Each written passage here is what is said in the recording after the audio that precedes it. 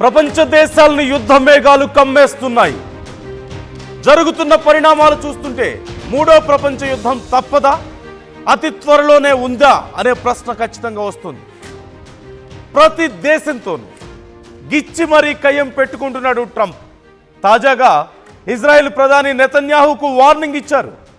Qatar మా మిత్రదేశం Trump చేసినటువంటి వ్యాఖ్యలు ఇప్పుడు చర్చనీయాంశంగా ఉన్నాయి. ఖతార్తో జాగ్రత్తగా ఉండకపోతే తీవ్ర పరిణామాలు ఉంటాయంటూ హెచ్చరిస్తున్నారు ట్రంప్. ఇటీవల ఖతార్లోని దోహాలో దాక్కున్నటువంటి హమాస్ నేతలపై దాడులు చేసింది ఇజ్రాయెల్. మనందరికీ తెలిసిందే. గాజాలో కాల్పుల విరమణకు సంబంధించి అమెరికా ప్రతిపాదన మేరకే, ఇది ఇక్కడ చాలా కీలకమైన విషయం, అమెరికా ప్రతిపాదన మేరకే గాజాలో కాల్పుల విరమణ కోసం చర్చించడం కోసం సమావేశమయ్యారు హమాస్ నేతలు. ఎక్కడ? దోహాలో సమావేశమయ్యారు. ఈ నేపథ్యంలో సమ్మిట్ ఆఫ్ ఫైర్ అనే పేరు పెట్టుకొని ఇజ్రాయెల్ వెళ్ళి వాళ్ళ మీద దాడులు చేసింది. ఎవరు చెప్తే అక్కడ సమావేశం పెట్టుకున్నారు? అమెరికా చెప్తే. దాడులు చేసిందేమో అమెరికా మిత్రదేశమే. మళ్ళీ ట్రంప్ వచ్చేసి ఇక్కడ ఇజ్రాయెల్కు వార్నింగ్ ఇస్తున్నారు. ఖతార్ మా మిత్రదేశం, వాళ్ళ జోలు వెళ్తే నేను ఊరుకోను. Qatar emir Sheikh Tamim bin Hamad Al Thani చాలా గొప్ప వ్యక్తి అంటూ కూడా ఆయన పొగుడుతున్నటువంటి తీరు మనకు కనిపిస్తుంది. సో సింపుల్గా రెండు విషయాలు ఇక్కడ చెప్పుకోవాలి, మూడు విషయాలు చెప్పుకోవాలి ఇక్కడ ఖచ్చితంగా. ఒకటి, ఒక సామెత ఉంటుంది తెలుగులో, ఆవు చేలో మేస్తే దూడ గట్టును మేస్తుందా అనే సామెత.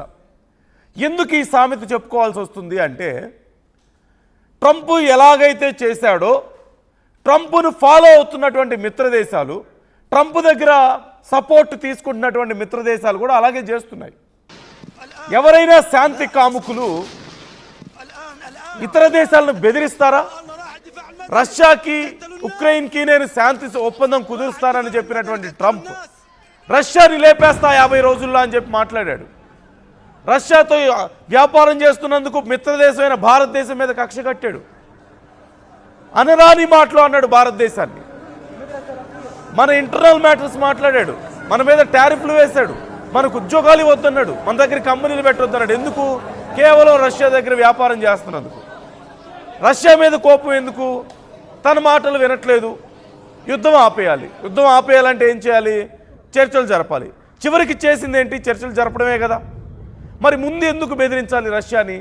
50 రోజులు ఆపకపోతే నీ అంతు తేలుస్తా, 50 రోజులు కూడా వేసి నీకు 20 రోజులు ఆపకపోతే నీ సంగతి తేలుస్తా అని చెప్పి ఎందుకు బెదిరించాలి? యుద్ధాన్ని నిజంగా చర్చలతో ఆపేవాళ్ళు బెదిరింపులకు పాల్పడతారా? ఇప్పుడు ఎందుకు ఈ సామెత చెప్పుకోవాల్సి వచ్చింది? ఆవు చేలో మేస్తే దూడ గట్టును మేస్తుందా అని. ఇజ్రాయిల్ అనేది ఖచ్చితంగా అమెరికాకి మిత్రదేశమేగా. అమెరికా సపోర్ట్తోనే యుద్ధాలు చేస్తుందిగా. ఎక్కడికి వెళ్తే అక్కడ నానా రకాల యుద్ధాలు చేసి గందరగోళం చేస్తున్నారుగా. మొన్న ఇరాన్తో జరిగినటువంటి యుద్ధంలో అమెరికా సపోర్ట్ ఎంత ఉందో మనం చూసాంగా. సో ఇప్పుడు ఎందుకు చెప్పుకోవాల్సి వస్తుందంటే, అమెరికానే చెప్పింది శాంతి ఒప్పందం చేసుకోవాలి, మాట్లాడుకోవాలి అని చెప్పి అమెరికాలో గాజాలో కాల్పుల విరమణకు సంబంధించి మాట్లాడుకోండి అని చెప్పారా? వాళ్ళు దోహా వెళ్ళి కూర్చుంటే ఇజ్రాయెల్ ఏం చేసింది? దొరికింది కదా అవకాశం అని చెప్పేసి వాళ్ళ మీద దాడి చేసింది. అది శాంతి ఒప్పందాల కోసం వెళ్తే ఎవరైనా దాడి చేస్తారా?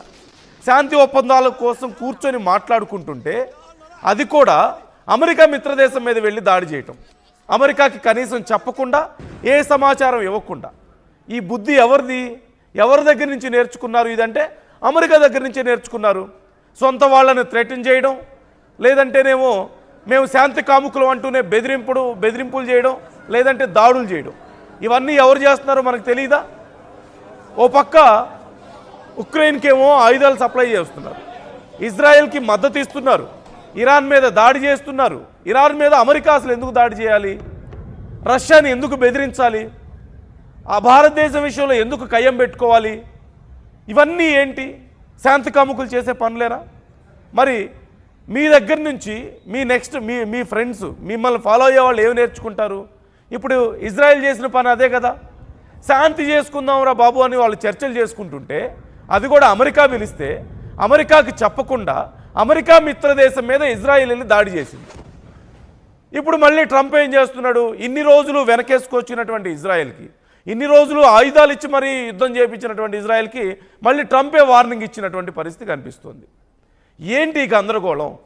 ఇంకో పక్క భయం. ఇక్కడ మరొక ముఖ్యమైన భయం ఏంటంటే, ఎప్పుడైతే ఖతార్ మీద దాడులు చేశారో, గతంలో ఇరాన్ మీద దాడులు చేసినప్పుడే పెద్ద చర్చ జరిగింది. ముస్లిం కంట్రీస్ అన్ని ఏకమవుతున్నట్లుగా కొన్ని సంకేతాలు కనిపించాయి. మరోపక్క ఇప్పుడు ఖతార్ మీద దాడి చేస్తే వాళ్ళందరూ ఎక్కడ ఏకమవుతారో అన్న భయం ట్రంప్లో మొదలైంది. ఇటు ఇజ్రాయెల్కి ఆ భయం ఉంది. ఈ నేపథ్యంలోనే ట్రంప్ కొంచెం జాగ్రత్త పడ్డాడు. మిత్రుడే, తాను ఎంకరేజ్ చేసిన వ్యక్తే, తాను ప్రోత్సహించినటువంటి దేశమే వెళ్ళి శాంతి చర్చలు చేసుకుందామని చెప్పి కూర్చున్న వాళ్ళ మీద దాడులు చేస్తే మళ్ళీ వాళ్ళకే ఫోన్ చేసి, అది కూడా నా మిత్ర దేశం, నువ్వు వాళ్ళ మీద దాడి చేస్తే నేను ఊరుకోను. మరి వీళ్ళకి ఎందుకు సపోర్ట్ ఇచ్చారు ఇన్ని రోజులు? ఎందుకు ఆయుధాలు ఇచ్చారు? వీళ్ళ కోసం ఇరాన్ మీద ఎందుకు దాడులు చేశారు?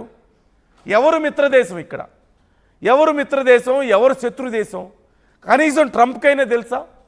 భారతదేశం గొప్ప మిత్రదేశం అని చెప్పి ఇప్పుడు మళ్ళీ నీతి సూక్తులు వెళ్ళవేస్తున్నటువంటి ట్రంప్కి ఎవరు మిత్రులో ఎవరు శత్రువులో తెలుసా? నిన్న మొన్నటిదాకా మిత్రులుగా భావించిన ఇజ్రాయెల్కి ఇప్పుడు వార్నింగ్ ఇస్తున్నాడు. నిన్న మొన్నటిదాకా నిన్ను లేపేస్తాను, నిన్ను లేకుండా చేస్తానని రష్యాతో మళ్ళీ చర్చలకు కూర్చున్నటువంటి పరిస్థితి మనం చూసాం. ముందుగా ఎవరికైతే అమెరికా ఆయుధాలు సప్లై చేసిందో వాళ్ళనే మళ్ళీ బెదిరించినటువంటి పరిస్థితి మనం చూస్తున్నాం. జెలెన్స్కీని కూర్చోబెట్టి వైట్ హౌస్లో కూర్చోబెట్టి నానా మాటలు. ప్రపంచ దేశాలను నేను లేకుండా చేస్తాను, భారతదేశం మీద అణుబాంబు వేస్తాను, సగం ప్రపంచాన్ని నాశనం చేస్తానన్న టెర్రరిస్టులని వైట్ హౌస్లో కూర్చోబెట్టి రాచమర్యాదలు చేస్తారా? నిన్న మొన్నటిదాకా ఆయుధాలు ఇచ్చి మీరు సపోర్ట్ ఇచ్చినటువంటి ఇజ్రాయెల్ని ఇప్పుడు బెదిరిస్తారా? ఖతార్ నా మిత్రదేశం అంటారా? మీరే ఉగ్రవాదులు కూర్చోబెట్టి మీరే శాంతి చర్చలు చేసుకోండి అంటున్నారుగా. ఇజ్రాయెల్ ఎప్పటి నుంచో దాడులు చేయడానికి ట్రై చేస్తుంది కదా హమాస్ నాయకుల మీద, నేతల మీద. వాళ్ళని కూర్చోబెట్టి మీరే చర్చలు చేయమన్నారు కదా. కనీసం మీ మిత్రదేశం మీకు చెప్పకుండా అక్కడికి వెళ్ళి దాడులు చేసిందా? ఎవరు నేర్పిన నీతి ఇది? ఎవరు ఫాలో అయిన రూట్ ఇది? మీరు చేసింది కాదా? మొత్తం మీద ఇక్కడ ఒక్క విషయం క్లియర్గా చెప్పాలి. నేను చెప్పిన సామెతకి ఇది కరెక్ట్గా సరిపోతుంది. రెండోది, ఎక్కడ ముస్లిం కంట్రీస్ అన్నీ ఏకమైపోతాయో. ఓ పక్క ఇరాన్ మీద దాడి జరిగినప్పుడు కూడా ఇలాంటి పెద్ద చర్చ జరిగింది. ఇప్పుడు వెళ్ళి ఖతార్ మీద దాడి చేశారు. మరి ఊరుకుంటాయా కంట్రీస్? అరబ్ కంట్రీస్ కూడా దీని గురించి ఆలోచిస్తాయి కదా. ఈ నేపథ్యంలో ఎక్కడ వీళ్ళందరూ ఏకమైపోతారో, ఇప్పటికే ఆల్రెడీ సగం ప్రపంచం ఏకం చేసేసింది భారత్తో పెట్టుకుంటే. అనవసరంగా చైనాను, రష్యాను, ఇతర బ్రిక్స్ దేశాలన్నీ ఒకటైపోయాయి. డాలర్ ఎక్కడ పడిపోతుందో అని భయపడుతున్నటువంటి ట్రంప్కి ఇజ్రాయెల్ దాడులు చేసేసరికి ముచ్చమటలు పట్టిపోయి ఇప్పుడు నువ్వు ఎంత ధైర్యం ఉంటే దాడి చేస్తావు ఖతార్ మీద, నీ సంగతి తేలుస్తానని చెప్పేసి తన సొంత మిత్రదేశం అయినటువంటి ఇజ్రాయెల్ మీద, తాను పెంచి పోషించినటువంటి ఇజ్రాయెల్ మీద ఇప్పుడు ఆయనే సీరియస్ అవుతున్నటువంటి పరిస్థితి మనకు కనిపిస్తుంది. ఇక్కడ మూడో అతి ముఖ్యమైన విషయం నేను ఇంతకుముందు